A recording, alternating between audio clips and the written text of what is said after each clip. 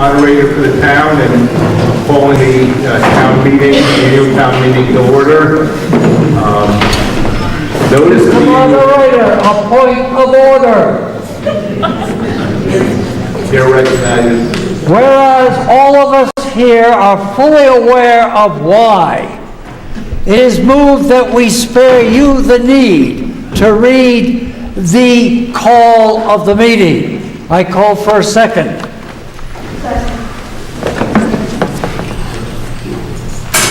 So moved. All in favor?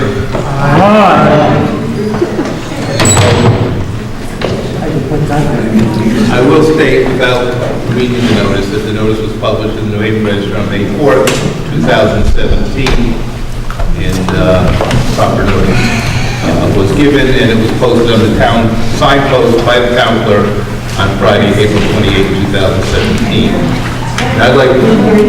We can't hear you. The notice was published in the New Haven Register May 4th, 2017, and that the notice was posted on the town signpost by the town clerk on Friday, April 28, 2017. Now I'd like to introduce Helen Skeletar, first selectman of the town. Good evening, everyone. I appreciate all of you who have come out for our annual town meeting tonight. You know, the town meeting is a New England tradition where we can come together to look at what we've been doing in the town, what lies ahead, and to take a look at the proposed budget for next year.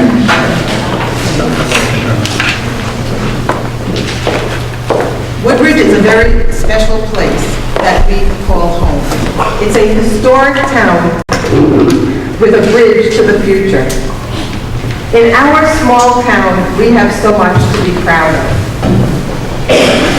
We celebrate our history.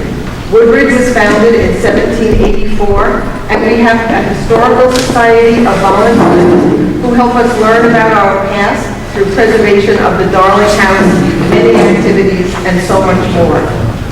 Also in Woodbridge, we welcome growing diversity. According to Data Haven statistics, 17% of Woodbridge residents are foreign-born. Students at Beecher Road School come from many, many countries, including Mexico, Russia, Albania, Brazil, Canada, China, Egypt, France, Switzerland, Tanzania, Guatemala, England, Japan, Kenya, and South Korea. It is indeed a diverse community at Beecher. We applaud the spirit of volunteerism that so many of our residents exhibit. Woodbridge residents are community-minded. More than 100 residents volunteer to serve on our town boards and commissions, and many others serve on other local organizations. Our town could not run without these volunteers. We have many areas of disagreement in town, but one of the things we all agree on is the high value we place on education. Nearly 2/3 of our budget goes to education, and Woodbridge has a higher proportion of residents with college degrees than nearly any town in Connecticut, and therefore in the country. And also what many of us agree on is our high regard for the environment and our need to protect it. In Woodbridge, 25% of our land is protected open space, and another 12% is also open space. So now I'd like to take a few minutes and look at what we've accomplished in Woodbridge. When I first started as your first selectman 4 years ago, I identified 3 goals. One was communications and community, to strengthen those. Another was our commitment to energy and environment. And the third was sound budgeting. I'm very proud to stand before you today and go over some of our accomplishments in these areas. And I want to note that most of these were accomplished with the unanimous agreement of the Selectmen and other boards and commissions in our town. First, looking at communications and community. One of the things we hear in Woodbridge, particularly when people move to town, is that we don't have a vibrant town center where people get together and see each other day in and day out. So we need to be creative and look at different ways to bring our community together. Over these 4 years, we've created a farmer's market. We've created the Fallapalooza month-long festival. Our summer concerts are bigger and better than ever. We've held dozens of community meetings on many topics, including blasting, DOT projects, and the Country Club of Woodbridge. I brought the One Book, One Town concept to the library, as well as the idea of partnering with Longmore Theater. The library staff, about whom I cannot say enough, they took these ideas and ran with them and made them a reality. And I want to remind you all, Thursday, May 25th is Woodbridge Night at Longmore Theater, and apparently it's a great and delightful show. I also created the Wisdom of Woodbridge lecture series, where we invite residents to share their expertise with their neighbors. We've started over the last year's Conservation Commission-led walks, and this helps familiarize our town residents with our many miles of walking trails, and we've done so much more. I would like to commend everyone involved in making these events a reality. Our community is stronger for them. We also have taken initiative to spread the word through new communication vehicles so that residents are more involved and informed about what's going on in town. The most recent, and in my view, the most significant addition in this area is our new newsletter that is mailed to all residents' homes. I hope you all noticed receiving them at the beginning of the month. For the first time, residents receive news from all of our town departments together rather than separate silos of information, and this helps us feel like one cohesive town. I want to thank Betsy Yagler for all her work on that, coming up with the idea and making that happen for us. We also have an updated website that's easier for residents to use and easier for staff to maintain. We have an e-newsletter with more than 1,300 subscribers and an active Facebook account. I have to admit we don't tweet, but maybe that will come up in the future. With respect to our commitment to energy and environment, I'd like to give you a sampling of what we've done. We initiated a solar campaign that helped dozens of residents go solar, and we earned free solar panels for town buildings as a result of that initiative. At Beecher Road School, we began and completed a major building project that had been in the work for 8 years prior to that time. We now have a highly energy efficient school. Our new fuel cell, which has been installed at Amity High School, and our soon-to-be installed microgrid will provide the town with resiliency during power outages. We have 2 electric vehicle charging stations, one at the library and one behind Town Hall. We've also adopted forward-thinking environmental policies, such as organic land care and a no smoking policy at our outdoor recreational facilities. We're always looking for cutting-edge green technologies and opportunities, and I didn't have a chance to tell Adam Parsons yet, but today I heard about something called carbon foresting, and hopefully we'll be looking into that in the future. Because of all these efforts and more, we earned an Energy Star Award from the United States Environmental Protection Agency. The third area of focus that I know is so important to all of our residents is sound budgeting practices. Our town is regularly recognized by the National Government Finance Officers Association for the quality of our budget and the results of our independent audit. These awards are very important to town residents. It indicates to you and assures you that we have reliable indicators of how confident we can be in our finance director, Tony Genovese, his staff, and the Board of Finance. I want to thank all of them so much for all they do for the town and for doing it in the highest possible manner. Another important indicator for us is our AAA bond rating. We've earned this distinctive honor because our finances are stable and well managed. As most of you know, the high bond rating helps us keep our borrowing costs low. To help control taxes, we are always looking to maximize grants and to conserve energy. Our project at Beecher Road School is a great example of accomplishing both of these goals. We've received millions of dollars from the state in grant money, and the school is now much more energy efficient. We have a $400,000 grant to help renovate our animal shelter. We received a $200,000 grant that paid for most of the Peace Place playground. And we've done so much more. I think we had another, was it 200 or 400? 500,000 for the paving at Beecher Road School. Beecher has been a great beneficiary of the grants.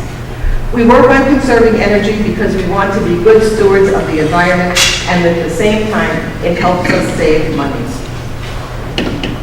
So as I said, we work hard to control taxes, and we've been able to keep our budget increases low while accomplishing so much. Our average tax increase over the past 4 years has been slightly over 1.5%. We accomplish this through a carefully managed budget process. It begins with a mutually respectful relationship between our department heads and our finance director and board of finance, so that we avoid artificially high budget requests at the beginning of the process. Another thing we've been doing is focusing on local businesses and infrastructure. We appreciate the need to grow the grand list wherever possible.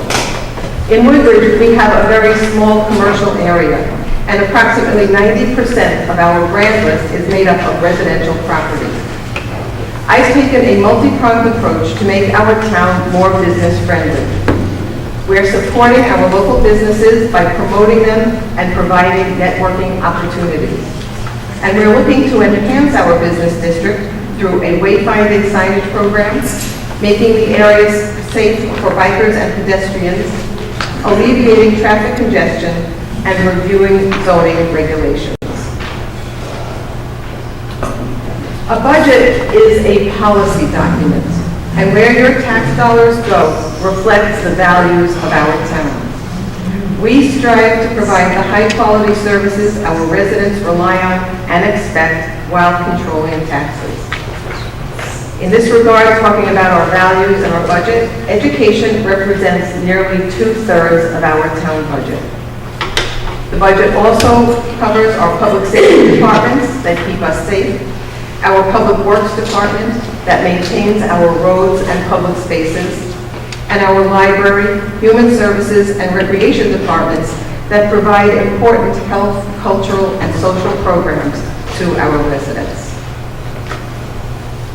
In looking at ways to expand our tax base, the Country Club Woodbridge property is an asset that is frequently discussed.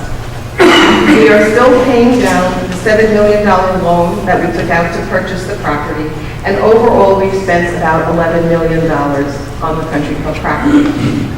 We have reached out to or followed up with more than a dozen organizations or individuals regarding this property. After they visited the property and looked at the buildings, only a handful submitted proposals to the town. Very briefly, I'll remind you what those were. The most recent proposal from Toll Brothers was an offer of $5 million for approximately 42 of the 150 acres on which Toll would build 80 units for active adults. It would also result in close to $1 million a year in tax revenue. There was insufficient Board of Selectmen support for that proposal to be brought to the town. We then had the Redan Reserve proposal, which was very popular in town, and that was $3.5 million to purchase the entire property and convert it to a golf course in conjunction with the Yale Golf Course. That was key, that it was going to be the centerpiece was Yale. However, Yale had no interest in this project, so it could not go forward. There was a joint offer from two companies, Rose Watermark, who had proposed $1.75 million purchase price for part of the land, but their plan required the town to invest $2.5 million in accompanying investments, and they actually withdrew that proposal before it went very far. A group of local investors who for a long time said they were going to purchase the property and continue the golf did send us a proposal for a $700,000 purchase price for the property, but without a conservation easement. They withdrew that proposal, having reassessed it and decided that actually it was too high given the work that needed to be done at the country club. And then there were two gentlemen, Mr. Nolan and Mr. Sheehan, who were starting to think about a possible nonprofit or other project at the property. They offered a $500,000 purchase price, and the Board of Selectmen did not support that proposal. How to move forward with the country club property, I'm sure will be decided and will be discussed continuously by the next board. But I just want to bring you up to speed on where we are now. The current Board of Selectmen has decided that there will no longer be golf at the property. It is too costly for the town, and no private operator is interested in operating the golf course. The vision at this time is to convert the property for passive recreational uses, some of which are available now. There are walking trails that are available for town use, and our Parks Department will be keeping them clear, as well as mowed along the sides to prevent tick problems, so people can enjoy the property. There is no restriction now on the town receiving private sector proposals, and we certainly remain open to private sector proposals should any come along that are of interest to our town residents. With respect to the pool, many of you don't know all the details and the efforts that have gone on to this, but at this time, it looks like the pool will open starting on Memorial Day weekend, and pool memberships are available online or at a pool open house this Sunday. Our town employees have worked tirelessly to make this happen, and we know there are so many residents who appreciate the pool and will be very thankful for what our town employees have done. With respect to the clubhouse, there's a very detailed report on our website that goes through the various conditions of the clubhouse and what would need to be done to fix it up. The options range from something over $500,000 to demolish the building to about $4 million that would include preparing the building for a subsequent use, but would not include retrofitting it and fixing it up for whatever that use would be. We also still face an environmental cleanup at the country club. Those cost estimates range from $700,000 to $850,000. It would depend on the use. The lower number would be, for example, for the golf course, but the higher number is for open space where children might be wandering about the property, and it needs a higher level of remediation. Looking ahead to next year, there are many things in the works, and I wanted to mention a few of them to you. We're using grant money to upgrade the former firehouse in preparation for whatever use the town ultimately agrees upon. So we're doing things like the furnace that needs to be replaced, and insulation, and an elevator, things that regardless of what the use is, this building needs those improvements. The senior center is in need of a bathroom, and we have a grant that will pay for that entire project. The Animal Shelter Committee is working with an architect to come up with plans to renovate that building. And again, we have a grant of $400,000 to get us started. And the town's microgrid is being installed this summer and fall. When completed, it will provide our municipal buildings with continuous power during power outages. It will also do that for the high school, and this project is at no cost to the town. Of course, as we look forward to next year and focusing on the budget, there are many challenges ahead.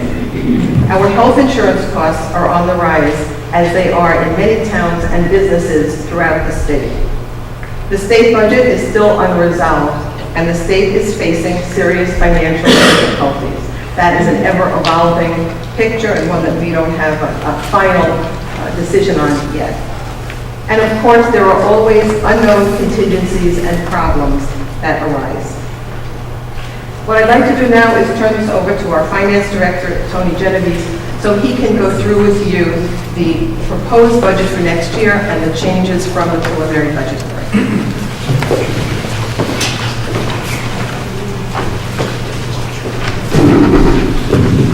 Thank you, Ellen.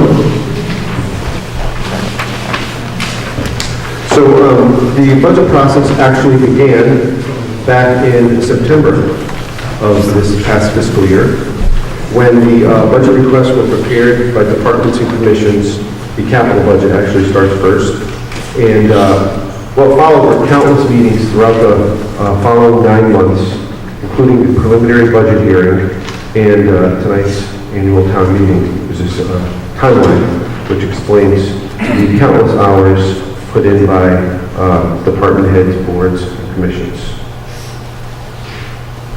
When we met on April 17th, the preliminary budget was $48,243,682, which was an expenditure increase of 1.7% over the current year's adopted budget, with a tax increase of 1.44%. Just to explain the difference between the expenditure increase and the tax increase is the town collects other non-tax revenues to offset potential property tax increases, including user fees, interest income, and other revenues, all of which were higher than last year.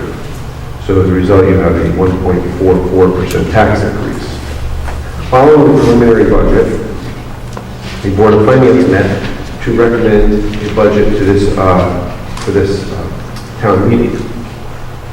And after discussion, the board approved 3 changes to the preliminary budget. First is an increase of $125,000 to the Woodbridge Board of Education budget to fund the school resource officer.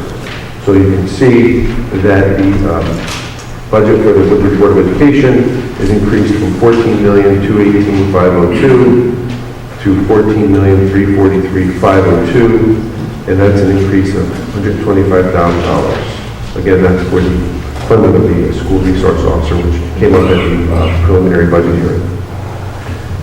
Second, the capital budget was reduced by $25,000. There were 3 projects impacted. The Bridge and Waterways Reserve was reduced by $5,000. The Public Works Equipment line item was reduced by $10,000. And the building maintenance security project was also reduced by $10,000. So that is a $25,000 reduction to our capital budget.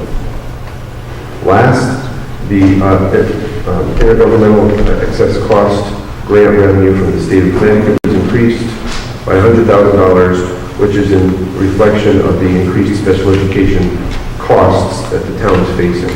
And so that grant was increased by $100,000. The result is no change to the tax rate from the preliminary budget. So although there was an increase in expenditures to the Board of Education, there was no change to the tax rate. So for this evening, what that means is the expenditures increased to 1.91%, or $48,343,682, but the tax increase remains 1.44% over the current year, which to an average homeowner is an impact of about $160 over an increase over the previous year.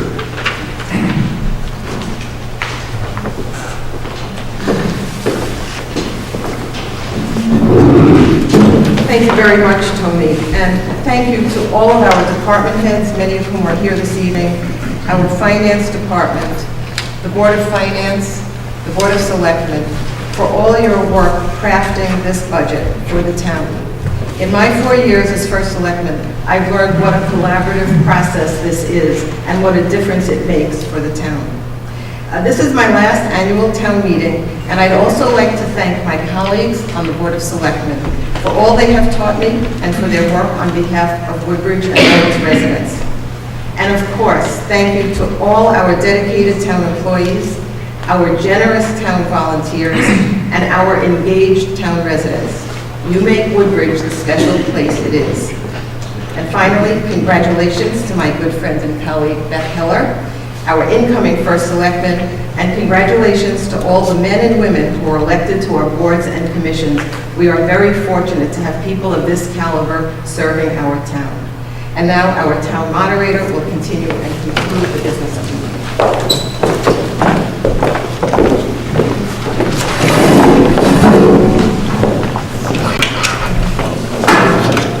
So the first item of business is to consider the budget for fiscal 2018.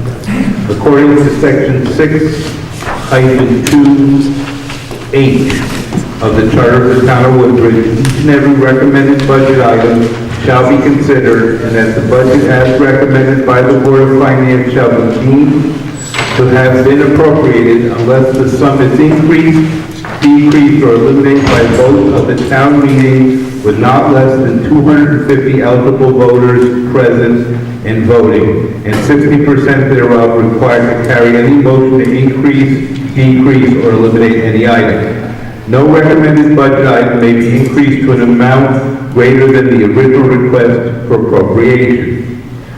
Now, there are less than 250 people, eligible voters present. And as a result, the budget as proposed and recommended is passed. Now, even though the budget has been passed, it's been the tradition in Woodbridge to encourage people present at the meeting, even though no action is going to be taken because of the last 250 people, we'd like to encourage people to provide any comments they have on any item in the budget. And if any of you would like to speak, come to the microphone, please state your name and address and address your comments or questions at that time.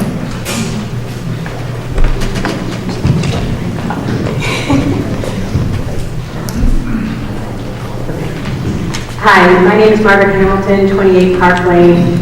And what I wanted to say is thank you to the town, to the Board of Finance, the Board of Selectmen, for their restoration of funds to the Beecher Road School budget in support of the SRO. It was very important to a lot of people in our community, and we appreciate the support of the Board of Finance and the Board of Selectmen. The other thing I want to say is the budget, as Ellen mentioned, it's never static. We're already getting support from the town on issues such as the health insurance situation. What we budgeted for is obviously less than what the amounts are coming in for premiums. What's going to happen at the state level, whether that's going to affect any revenues or expenses. Again, I just wanted to say thank you for everything that you do for the Board of Education, for our town, and I just wanted to say thank you. So thank you.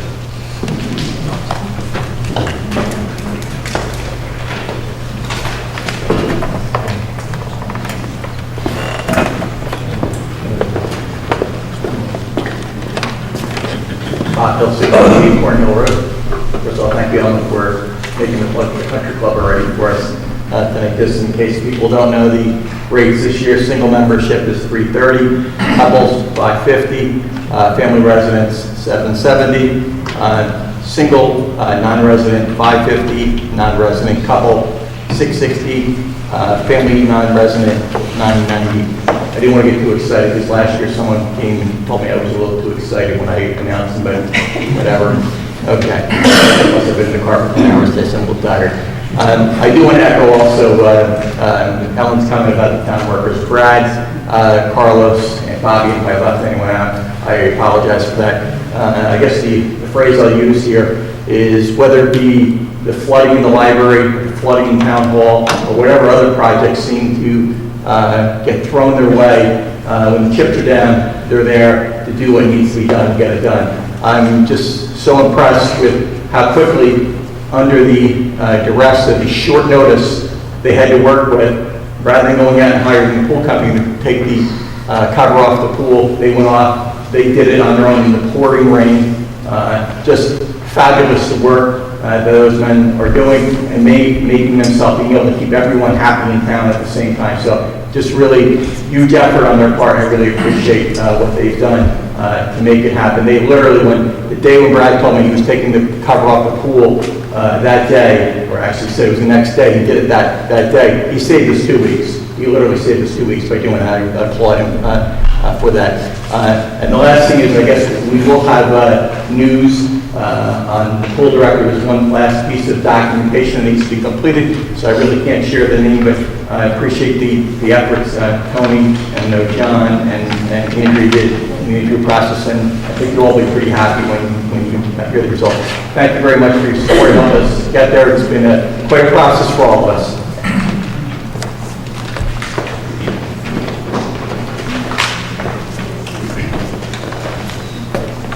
Bobby Lau, 30 Ranch Road, Woodbridge.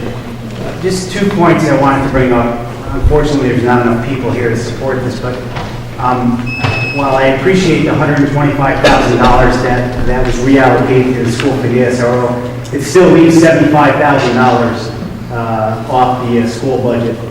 As well, and another essential service that really troubles me, that is not funded, was the police department. There was a $200,000 cut by the Board of Finance versus what the Board of Selectmen had approved for the police department budget.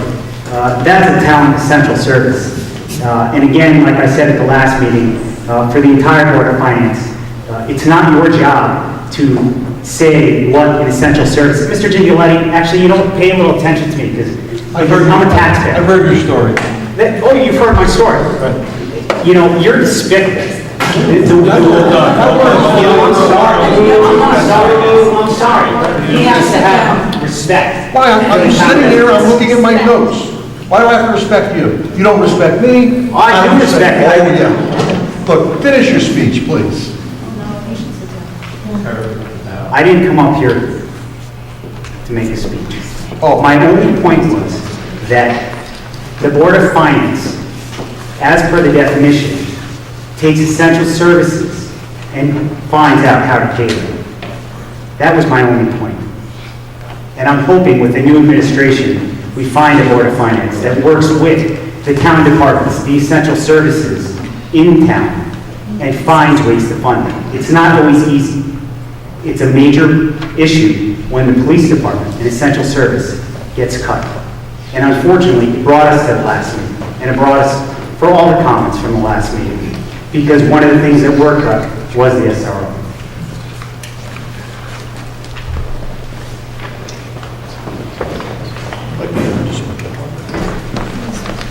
Hi, my name is Ian Twinkle, 72 Little Road. First, I would like to thank you for the members who volunteer their time and work on the efficiency use of tax money. But I'd like to make it because the recovery of the house where the town is negative compared to the other town and the Woodbridge. Although as you can see, the tax is increased during the time. Many houses right now, the value is still below their purchase price. The issue because the mill rate is out of control. As I said, right now, the coming year is 39 point. The increase during the year more than 20 something. So I would like to know your board give us also some plan if we would like to work on this issue or not. Also, I would like to say, as usual, every time the meeting here is people less than 250. So I like it might be change the time because Monday is the business day for most people. So maybe switch to other time, more people have time to come here. Thank you.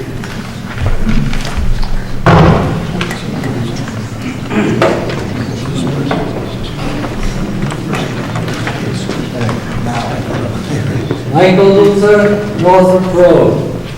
It is requested that the record of this meeting includes our appreciation as citizens of this fine town for the services of the Selectman who is retired.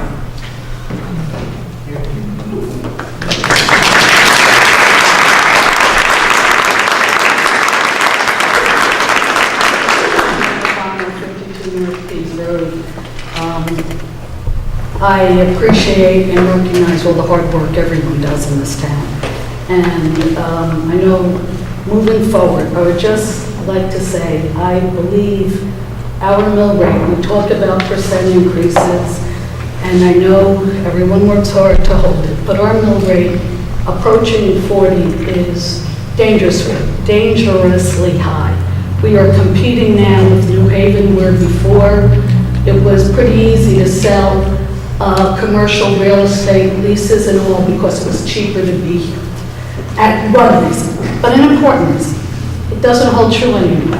When you compare us to other suburban towns that also have excellent school systems, we're still outrageously high. And I would just hope that I heard a lot of people say, I don't mind paying more taxes, for certain services, I'm at the point taxes are really bothering me. So I would just hope that moving forward, this is the budget. We're going to know a lot more after the state, but we really, all of us, think really hard about our mill rate. And percent increases, yes, yes, yes. But in the end, you know, it's the mill rate. And that we work on making our town a more affordable place to do business and to live. Thank you.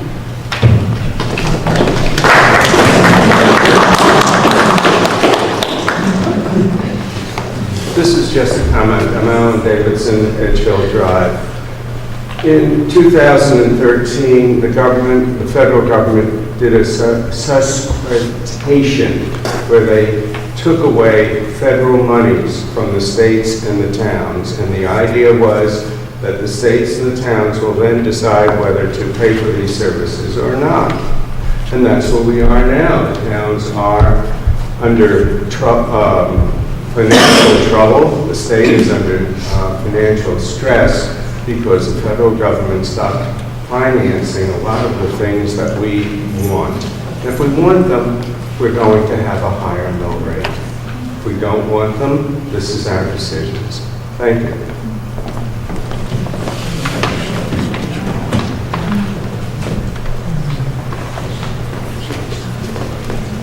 There's no other comments, I'm going to adjourn the meeting. Is there a motion to adjourn? So moved. Second? Those in favor? Aye. Any opposed? Adjourned.